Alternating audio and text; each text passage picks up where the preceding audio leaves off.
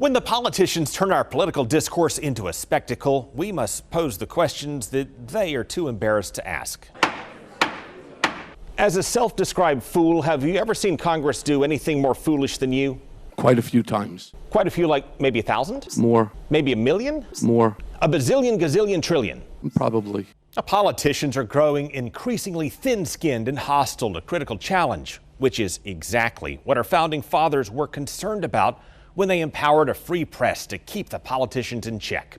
Our framers intended and knew that we needed a system that subjected those who seek and hold power to both scrutiny and mockery, which of course now brings us to our annual 2019 State of the Show.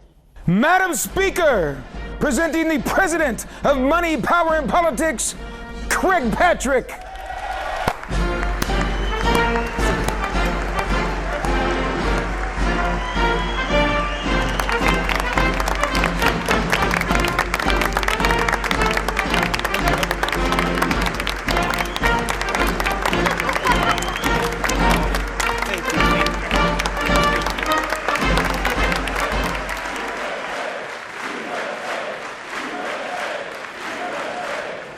Okay, hold on.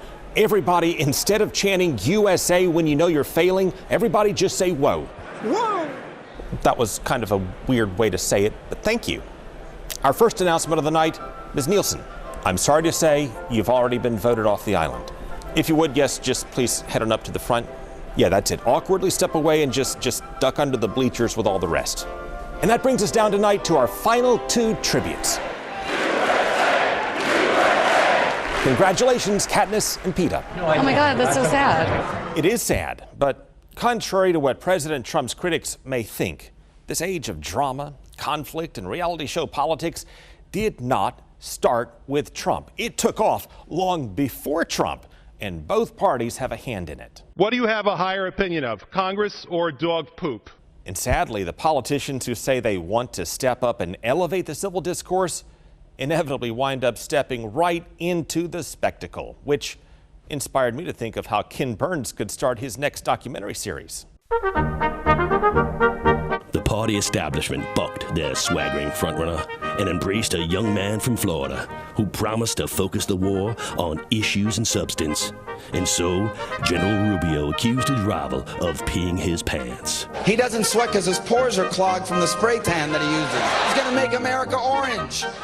Guy, he's taller than me. He's like 6'2", which is why I don't understand why his hands are the size of someone who's 5'2". And you know what they say about men with small hands? I guarantee you there's no problem. I guarantee it. Yeah, that was our little spoof.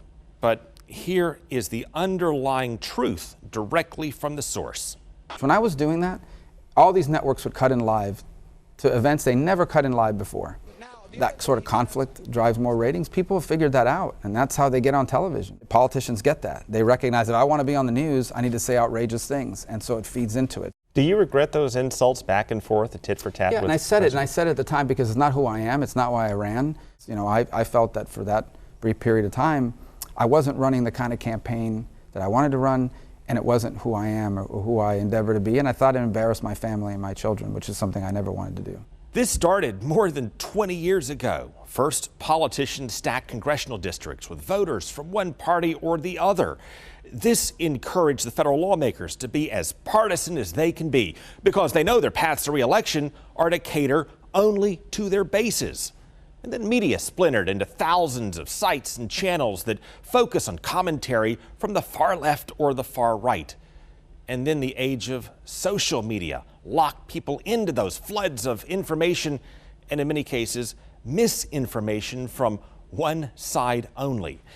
This whips up fear and panic that we're living in some kind of dystopian nightmare caused by the other side. Whose car is this? Whose car is this? It's okay. We're with Fox 13 News, but we've got to get out of here because there's a great big... Yeah, like the people who overreacted to Orson Welles' War of the Worlds on radio, many now tend to overreact to the political theater playing out right now in Washington. And many no longer even see facts and perspective that may challenge their points of view. and the algorithms on their feeds highlight and reward the stuff that gets the most emotional response. And so today, it's not enough to say the other side is wrong and here's why. It's almost an immediate step towards demonizing the other side. They're not just wrong on this issue, they're evil, they're horrible. So both sides stay locked in until watchdogs force states to redraw congressional districts, as states like Florida have already done. And voters reward candidates who focus on policy, as polls suggest they are starting to do this year. There are some interesting signs that change is now coming and that America may reinvent itself yet again, just as our founding fathers intended.